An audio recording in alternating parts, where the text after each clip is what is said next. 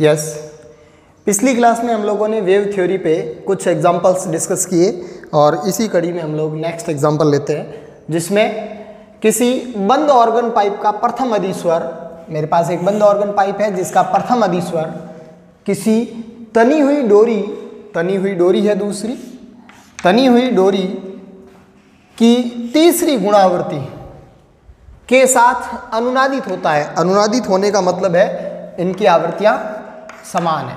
अनुनादित होता है यदि वायु में ध्वनि की चाल और डोरी में तरंग की चाल का अनुपात 2:1 है, तो पाइप और डोरी की लंबाइयों का अनुपात कितना होगा, ये हम लोगों को पूछा है।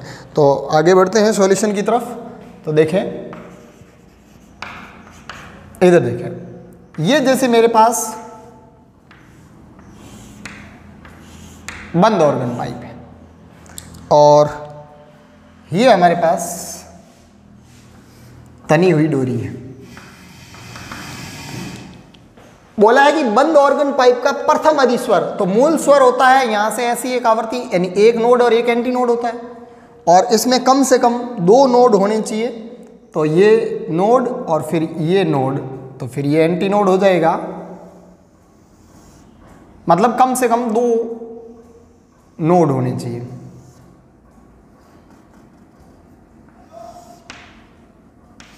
ये प्रथम अधिस्वर हुआ, जिसमें ये एंटी नोड और ये एंटी नोड। क्लियर? तो यहां से हम लोग कहेंगे कि ये दूरी है, सॉरी ये नोड है, ये नोड और ये एंटी नोड। तो ये नोड से नोड के बीच की दूरी है वो λ/2 है, और ये दूरी है वो λ/4 है, नोड से एंटी नोड के बीच की दूरी। ये पाइप की लंबाई L1 है। अच्छा, डोरी की कौन सी गुणावर्ती है? थर्ड गुणावर्ती है।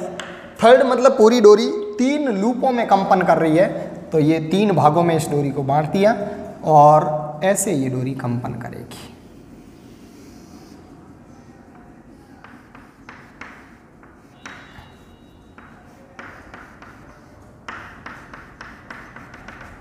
ये इस प्रकार से ये डोरी की लंबाई L2 है। तो ये नोड है, ये नोड है, ये नोड है और ये नोड है। तो यहाँ पे ये λ/2, ये λ/2 और ये λ/2। तो λ/2 this is 3 λ/2 is equal to L2। यहाँ से ये है λ/2 plus λ/4, this is 3 λ/4 is equal to L1। तो यहाँ से ये आ जाएगा λ1 दैट इज इक्वल टू, ये λ1 है, λ1 इज इक्वल टू 4L1/3, और ये λ2 है सारे, तो ये λ2, तो यहाँ से λ2 आ जाएगा मेरे पास 2L2/3। क्लियर? ये मेरे पास इन दोनों यंत्रों में उत्पन्न तरंगों की तरंग दैर्घ्य है। अब मैं बात आवृत्तियों की करूं, तो इसकी आवृत्ति है ν1 और इसकी आवृत्ति है ν2, और अनुनाद के सिद्धांतानुसार अनुनाद के सिद्धांतानुसार ν1 एग्जैक्टली इक्वल टू होगा ν2। ν1 इसमें उत्पन्न तरंग की लंबाई है, तरंग की आवृत्ति है, और ν2 डोरी में उत्पन्न तरंग की आवृत्ति है। तो इसमें उत्पन्न तरंग की आवृत्ति हो जाएगी v1/λ1, और इसमें उत्पन्न तरंग की आवृत्ति हो जाएगी v2/λ2। तो λ1 और λ2 की वैल्यू पुट करें तो यहाँ से ये आ जाएगा v1/λ1 की वैल्यू 4L1/3, और इसमें ये हो जाएगा v2 2L2/3। यहाँ से 3 से 3 कैंसिल हो गया, ये 2 से ये 4 2 टाइम्स कैंसिल होगा।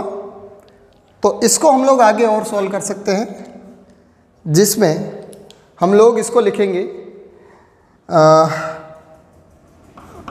V1/2V2 इज इक्वल टू, ये V1 और ये 2 और V2 इधर आ जाएगा, is equal to L1/L2। L1 उधर जाएगा, L2 उसके बट्टे में है ही। हमें L1/L2 की वैल्यू पूछी है और हमें V1/V2 दिया हुआ है 2:1 यानी 2/1।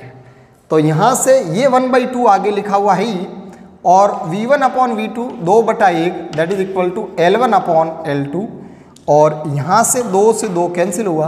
तो फाइनली आपके पास L1/L2 इज इक्वल टू 1 आया, और यहाँ से मैं कह सकता हूँ अतः L1/L2 इज इक्वल टू 1:1। ये फाइनल आंसर है इस खुले अबंद ऑर्गन पाइप की लंबाई और तनी हुई डोरी में डोरी की लंबाई का अनुपात आपके पास 1:1 आया।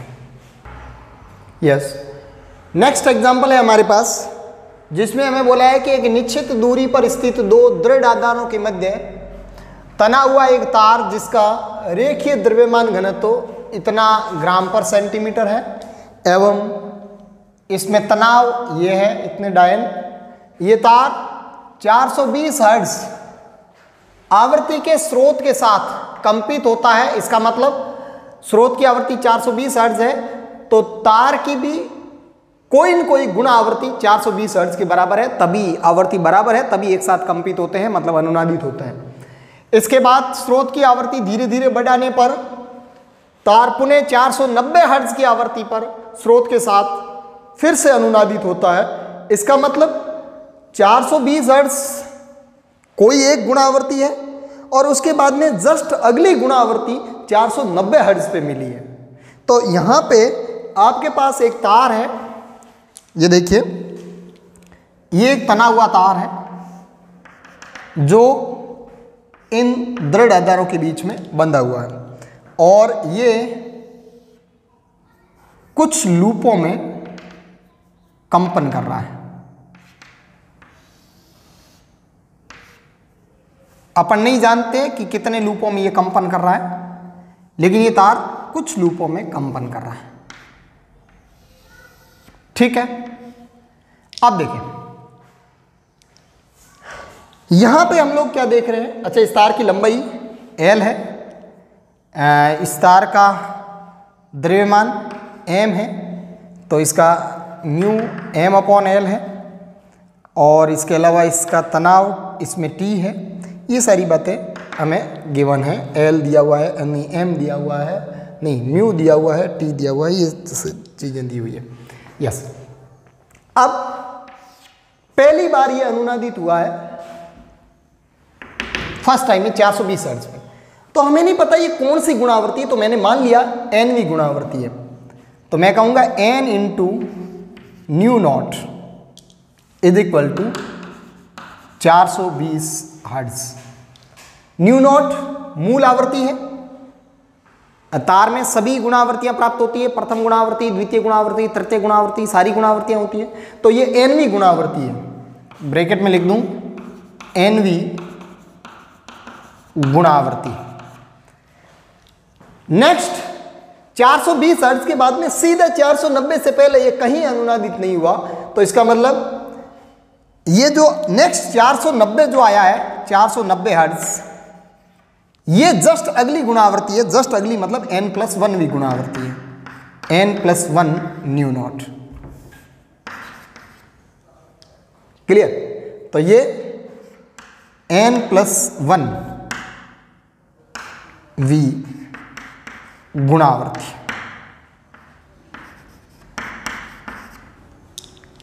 नेक्स्ट n+1 वी गुणावर्ती।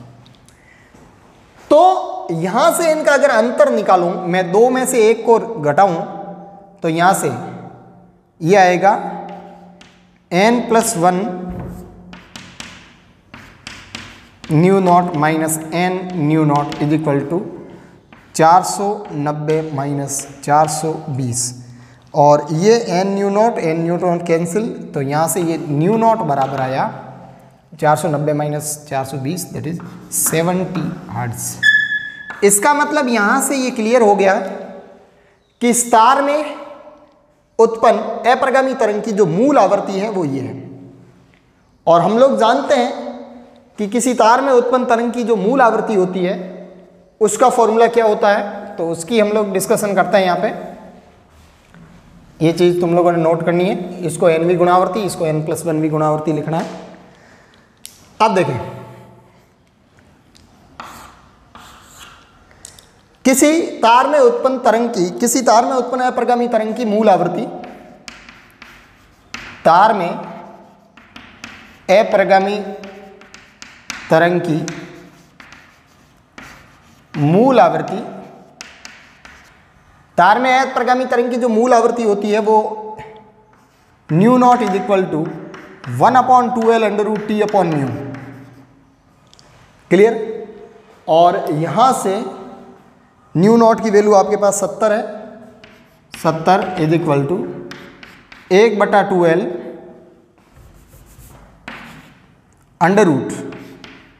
√T। तनाव दिया हुआ है आपको 4.5 × 10⁻7 डाइन, और डाइन अब हम जानते हैं कि 1 न्यूटन बराबर 10⁵ डाइन होता है। तो हम लोग इसका 10⁵ का इसमें भाग दें तो 7×5 ये 100 रहेगा यहाँ पे, तो यहाँ पे ये आएगा 4.5 × 10⁻2 न्यूटन, एमकेएस पद्धति में आ गया, अपॉन म्यू आपको दिया हुआ है ग्राम पर सेंटीमीटर में, जबकि हमें केजी पर मीटर में चाहिए एमकेएस के लिए। तो 0.05 ग्राम को केजी में बदलने के लिए 10⁻³ से, और सेंटीमीटर को मीटर में बदलने के लिए 10⁻² से। मैंने ऊपर नीचे ग्राम को बदल दिया 10⁻³ केजी और सेंटीमीटर को 10⁻² केजी, और यहाँ से ये 10⁻1 रहेगा, तो ये हो जाएगा 0.05 × 10⁻⁻1, और इसको मैं यहाँ लिखूँ तो ये हो जाएगा 0.05 × 10⁻⁻1। आगे इसको सॉल्व करते हैं, तो आगे सॉल्व करेंगे तो ये आएगा 70 इज इक्वल टू 1/2L √ ये 45 यानी 450 बटे ये 5 और 10⁻3 और ऊपर जाएगा, और इसको आगे सॉल्व करते हैं तो ये 1/2L √ ये 9 बार कट गया, 9×5 = 45, तो ये 9 × 10⁴, और फिर इसको सॉल्व कर देते आगे, और तो यहाँ से 70 is equal to 1/2L is equal to into ये 9 बाहर आएगा 3 और 10⁴ में से बाहर आएगा 10⁻², तो ये हो जाएगा 3 × 10⁻²। तो यहाँ से L इज इक्वल टू आएगा 300/2 × 70, 0 से 0 कैंसिल, 30/14, यहाँ से L बराबर आ गया 30/14, यहाँ से ये हो जाएगा 15/7, तो यहाँ से 7 दूनी 14 और 7 एकम 7, 7 दूनी 14, 7 एकम 7 और पीछे रहेगा 7 चौक 28। ये आपका मीटर में फाइनल आंसर आ गया।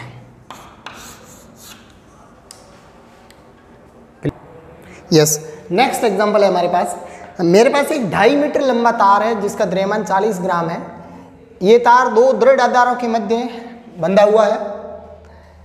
इसे 50 हर्ट्ज आवृत्ति के एक स्वरित्र के साथ, स्वरित्र एक ध्वनि स्रोत है, 50 हर्ट्ज आवृत्ति के स्वरित्र के साथ कंपित करवाने पर यह तार 5 लूपों में, 5 लूप मतलब 5वीं गुणा आवृत्ति में कंपित होता है, तो तार में तनाव की गणना कीजिए। तो सीधा सिंपल सा क्वेश्चन है ये, आसान क्वेश्चन। देखिए ये मेरे पास एक तार है,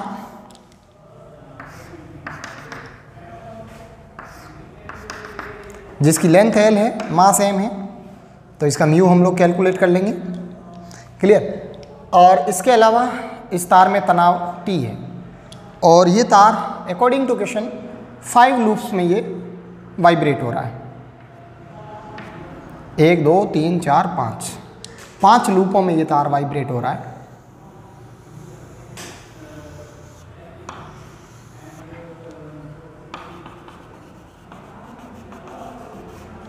तो ये तार की 5वीं गुणावृत्ति होगी, तो किसी भी तार की 5वीं गुणावृत्ति n बराबर होता है 5/2L √T/μ।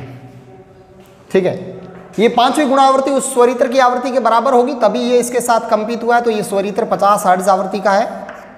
क्लियर। तो इसकी 5वीं गुणावृत्ति और इस स्वरित्र की आवृत्ति आपस में इक्वल होगी, तो यहाँ पे ये 50 हो जाएगा। 50 = 5/2 × L 2.5 मीटर 2.5 √T/μ। तो ये 2.5 और 2 5 हो गया, 5 से 5 कैंसिल, तो यहाँ से √T/μ की जो वैल्यू है वो मेरे पास 50 है। हमें T कैलकुलेट करना है, तो T की जो वैल्यू आएगी, तनाव T दोनों तरफ स्क्वायर किया, तो ये 50 का स्क्वायर 2500 × μ। ये म्यू उस तरफ मल्टीप्लाई हो जाएगा, और यहाँ से तनाव T = 2500 और mu is what, M/N, total mass upon total length of the string. तो ये हो जाएगा 2500, टोटल मास है 40 ग्राम, तो ये 40 × 10⁻³ kg, और टोटल लेंथ 2.5 मीटर। यहाँ से इसको सॉल्व करते हैं, तो ये 10⁻³ 3 1 0 2 0 3 0 तीनों 0 गए, और ये हो जाएगा 25 × 4/25, और 10 ऊपर ले लिया मैंने इस पॉइंट को हटाने के लिए, तो यहाँ से ये 25 से 25 कैंसिल हो गया, और फाइनली मेरे पास जो आंसर आया वो T = 40 न्यूटन। तो ये मेरे पास तार में तनाव की वैल्यू आ गई, T = 40 न्यूटन। ये अपना फाइनल आंसर हो जाएगा answer. Clear. Yes. Next example में हमारे पास दिया हुआ है कि एक L लंबाई की द्रव्यमानहीन छड़ 2 समरूप डोरियां AB एवं CD, ये देखिए AB और CD दोनों डोरियां समरूप है। इसका मतलब इनका मास सेम है, इनकी लेंथ सेम है, इनका द्रव्यमान घनत्व सेम है, सब कुछ सेम है। ठीक है, 2 समरूप डोरियां AB एवं CD बनावट में एक जैसी है। AB एवं CD की सहायता से चित्रानुसार जैसा दिखाया गया ऐसे बांधी गई है। छड़ के बिंदु O, ये रहा छड़ का बिंदु O, बिंदु O पर एक M द्रव्यमान लटका दिया गया है। M द्रव्यमान लटकाने से दोनों डोरियों को, M द्रव्यमान लटकाकर दोनों डोरियों को कंपित करने पर डोरी AB में उत्पन्न प्रथम गुणावृत्ति और डोरी CD में उत्पन्न द्वितीय गुणावृत्ति आपस में क्या है, समान है। तो लंबाई BO कितनी होगी। देखिए M द्रव्यमान एक साइड लटकाया हुआ है, ये छड़ द्रव्यमानहीन है, दोनों डोरियों में क्या करेगा, तनाव अलग अलग जनरेट कर देगा। तो इसमें तनाव है T1 और इसमें तनाव है T2। ठीक है, दोनों डोरियां समरूप है, दोनों डोरियां समरूप है। इसका मतलब म्यू एवं L समान है। ठीक है, अब वो प्रश्नानुसार बोल रहा है कि इसकी प्रथम गुणावृत्ति, यानी ये डोरी एक लूप में कंपन करेगी, उस समय ये डोरी 2 लूपों में कंपन करेगी, यानी इसकी प्रथम गुणावृत्ति और इसकी द्वितीय गुणावृत्ति बराबर है। प्रश्नानुसार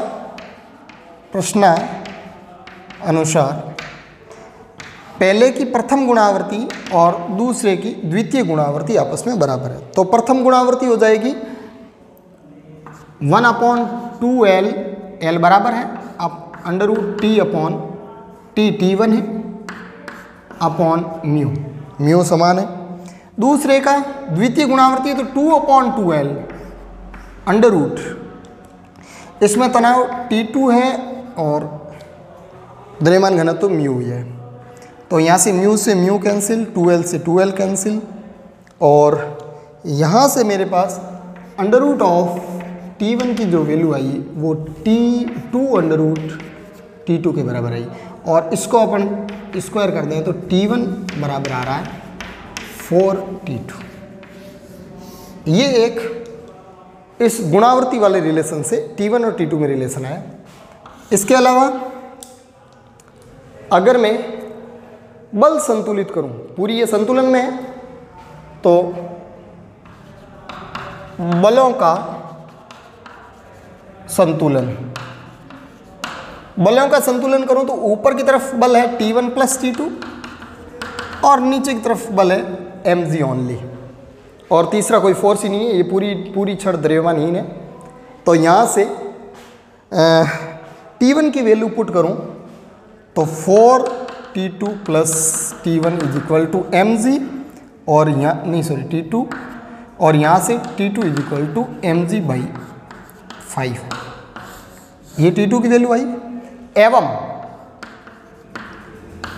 T1 बिकॉज T1 = 4T2, तो T2 का मान रख दे, तो this is equal to 4mg/5, ये T1 और T2 की कैलकुलेशन होगी।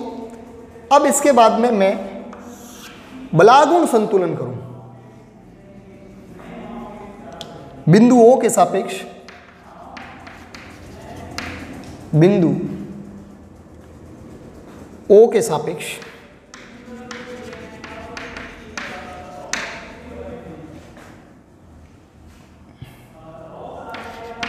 बलागुण के संतुलन से, बिंदु O के सापेक्ष बलागुण संतुलन, यानी किसी भी पॉइंट के सापेक्ष ये छड़ घूम नहीं रही है, तो किसी भी बिंदु के सापेक्ष बलागुण निकालें तो 0 आएगा। तो यहाँ पे बलों के संतुलन से नेट फोर्स भी 0 था, समेशन ऑफ टो = 0, और यहाँ बलागुण के संतुलन से नेट टो भी 0 होगा किसी भी पॉइंट के रेस्पेक्ट में। तो मैं पॉइंट O के रेस्पेक्ट में अगर टो निकालूं तो आपको पता है T1 × x इधर घुमाएगा और T2 × L - x इधर घुमाएगा, इसका बलागुण 0 हो जाएगा बिकॉज ये फोर्स इसी पॉइंट से पास हो रहा है। तो बलागुण संतुलन से यहाँ से मेरे पास आएगा T1 × x एक साइड में और T2 × लंबवत दूरी L - x दूसरी साइड में, तो T2 × L - x opposite side में। तो यहाँ से T1 और T2 की वैल्यू पुट करें तो आपको पता है T1 और T1 की वैल्यू 4T2 है, यहाँ पुट कर दें तो ये 4T2 × x = T2 L - x, यहाँ से T2 से T2 कैंसिल हुआ तो 4x = L - x, ये 5x = L, then x = L/5, this is answer. तो ये बलागुण संतुलन करने की जरूरत ही नहीं पड़ी। ये तो अगर मान लो दोनों डोरियों में तनाव भी आपको पूछ लिया जाए कि दोनों डोरियों में तनाव एवं दूरी BO की गणना कीजिए, हालांकि BO की गणना डायरेक्टली हो सकती थी बलागुण संतुलन से, लेकिन दोनों डोरियों में अगर तनाव भी पूछा जाए तो तनाव की mg के रूप में वैल्यूज यही आएगी। तो एक अच्छा क्वेश्चन है इस पे, इसको आप तसल्ली से नोट करें। यस, नेक्स्ट हम लोग एक छोटा सा टॉपिक लेते हैं, स्वरित्र, ट्यूनिंग फॉर्क। स्वरित्र एक ऐसी धात्विक डिवाइस है जो चित्र में प्रदर्शित है। यहाँ पे इस टाइप का एक धातु का एक चिमटा है जिसमें ये एक धात्विक भुजा, ये दूसरी धात्विक भुजा, ये पीछे से पकड़ने का हैंडल। ये कंप्लीटली एक धात्विक उपकरण है जो दो भुजाओं वाला एक धात्विक उपकरण है, चिमटे नुमा दिखाई दे रहा है आपको, जिसे कंपित करवाने पर एक विशेष आवृत्ति की ध्वनि तरंग उत्पन्न करता है। तो ये किस आवृत्ति की ध्वनि तरंग उत्पन्न करेगा वो इसकी बनावट पर, इसकी मैन्युफैक्चरिंग स्ट्रक्चर पर डिपेंड करेगा कि इसकी भुजाएं पतली है या भुजाएं मोटी है या कैसी है, उस हिसाब से ये अलग अलग आवृत्ति की साउंड जनरेट करेगा। तो प्रयोगशाला में हम लोग इसे ध्वनि स्रोत के रूप में प्रयोग करते हैं। प्रयोगशाला में हमारे पास ऐसे बहुत सारे स्वरित्र विद्यमान हैं, जिनमें हम लोग किसी पर्टिकुलर स्वरित्र की आवृत्ति जैसे 512 हर्ट्ज है, किसी की 420 हर्ट्ज है, किसी की 320 हर्ट्ज है, किसी की 350 हर्ट्ज है, ऐसे अलग अलग आवृत्तियों के अलग अलग ध्वनि तरंगों की आवृत्तियों के स्रोत हमारे पास उपलब्ध है, वो स्वरित्र है। क्लियर। अब इस स्वरित्र की जो आवृत्ति है उसका फॉर्मूला क्या होगा या उसकी डिपेंडेंसी कैसी होगी कि इसकी बनावट पर, इसकी स्ट्रक्चर पर इसकी आवृत्ति कैसे डिपेंड करेगी, कैसे इसकी स्ट्रक्चर को चेंज करके हम लोग इसकी आवृत्ति परिवर्तित कर सकते हैं और डिफरेंट आवृत्ति के ये स्वरित्र बना सकते हैं। तो आवृत्ति न्यू यहाँ आवृत्ति है, nu is equal to T upon L square under root capital Y upon rho, ये इसकी आवृत्ति का एक अप्रॉक्सीमेट फॉर्मूला है। और इससे हम लोग अनुमान लगा सकते हैं कि कैसे स्वरित्र की आवृत्ति कैसी होगी। तो पहली बात तो ये है क्या क्या ये क्वांटिटीज, जहां टी स्वरित्र की भुजाओं की मोटाई है, यानी ये भुजा कितनी मोटी, पतली है या मोटी है, ऐसे ये टी है। एल इनके भुजाओं की लेंथ है, स्वरित्र की भुजाओं की लंबाई, यानी ये भुजाएं कितनी लंबी है, ये एल है। ठीक है, ये भुजा ज़्यादा लंबी है या ये भुजा कम लंबी है, ये एल है। कुछ स्वरित्र मेरे पास ऐसे छोटी लंबाई के यहाँ तक के ही होते हैं, कुछ स्वरित्र ऐसे बड़ी लंबाई के भी होते हैं। तो ये एल इसकी भुजा की लेंथ है, भुजा ये वाली, ये और ये। कैपिटल वाई इस स्वरित्र के पदार्थ का यंग प्रत्यास्थता गुणांक है, स्वरित्र के पदार्थ का यंग प्रत्यास्थता गुणांक, और रो इस पदार्थ का घनत्व है। क्लियर। तो हम लोग क्या देखेंगे, हम लोग देखेंगे कि जिस स्वरित्र की भुजाएं मोटी है, एकदम चौड़ी चौड़ी भुजाएं हैं, उसकी आवृत्ति ज़्यादा होगी, उसकी आवृत्ति ज़्यादा होगी। और जिस स्वरित्र की भुजाएं लंबी है, पदार्थ सेम है, अगर जिस स्वरित्र की भुजाएं लंबी है तो आवृत्ति एल के व्युत्क्रमानुपाती है, यानी उसकी आवृत्ति क्या होगी, जिसकी भुजाएं लंबी है उसकी आवृत्ति कम होगी, और जिनकी भुजाएं छोटी है उसकी आवृत्ति ज़्यादा होगी। या जो स्वरित्र जिसकी भुजाएं मोटी है उसकी आवृत्ति ज़्यादा होगी, और जिसकी भुजाएं पतली है उसकी आवृत्ति कम होगी। क्लियर। तो इस पे हम लोग आगे और डिस्कस करते हैं। तो नोट करें प्रॉपर, इस चीज़ को आप स्क्रीनशॉट लेकर के यहाँ सीधा कॉपी के अंदर नोट कर लें।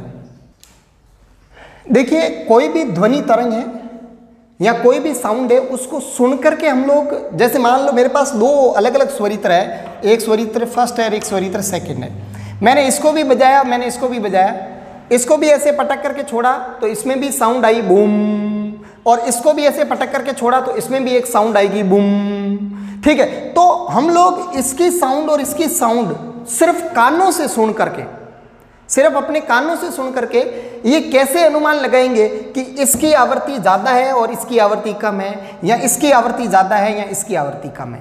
तो आवृत्ति से साउंड का पहचान करना, देखिए अगर साउंड पतली सुनाई दे रही है, पतली साउंड है, पतली साउंड, साउंड अगर पतली है तो उसकी आवृत्ति ज़्यादा है, आवृत्ति ज़्यादा है। ठीक है। और अगर मुझे साउंड मोटी सुनाई दे रही है, साउंड अगर मोटी साउंड है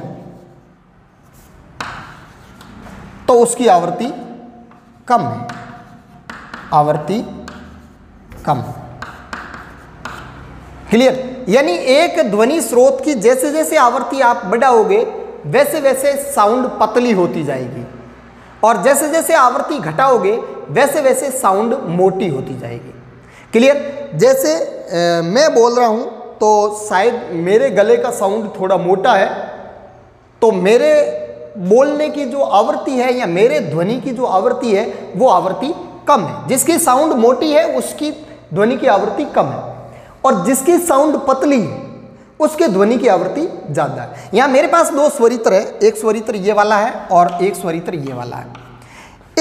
इन दोनों स्वरित्रों को अलग अलग टाइम में बजाया। मैंने फर्स्ट को बजाया तो इसके जो बूम की जो साउंड आई है वो अगर पतली सुनाई दी है इसका मतलब इसकी आवृत्ति ज़्यादा है, और इसकी साउंड अगर मोटी सुनाई दी इसका मतलब इसकी आवृत्ति कम है, या इसकी पतली सुनाई दी तो इसकी आवृत्ति ज़्यादा है और इसकी मोटी सुनाई दी तो इसकी आवृत्ति कम है। जैसे एक तो बिल्कुल कोई पतली साउंड सुनाई देना, जैसे लड़की कोई गाना गा रही है, उसकी साउंड काफ़ी कंपेरेटिवली उसकी साउंड है वो पतली होती है, तो उसकी आवृत्ति है वो ज़्यादा होती है।